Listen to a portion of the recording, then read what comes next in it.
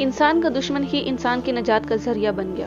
مشہور ہے کہ حضرت طارق رحمۃ اللہ علیہ جب ایک اندھیرے کنویں میں گر گئے تو اس کنویں پر سے کچھ حاجیوں کا گزر ہوا، جنہوں نے اس کنویں کو دیکھ کر کہا کہ اس کنویں کا منہ بند کر دینا چاہیے، ایسا نہ ہو کہ کوئی اس میں گر جائے۔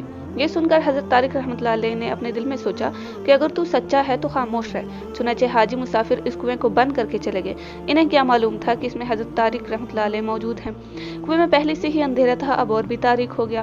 دیکھتے کیا ہیں کہ ان کے قریب ہی کنویں میں قدرتی دو چراغ روشن ہوئے، جن کی روشنی میں معلوم ہوا کہ ایک بہت بڑا اژدہا ان کی طرف چلا آ رہا ہے۔ سوچنے لگے سچ اور جھوٹ تو اب ظاہر ہوگا، دیکھیے اس کا کیا انجام ہوتا ہے۔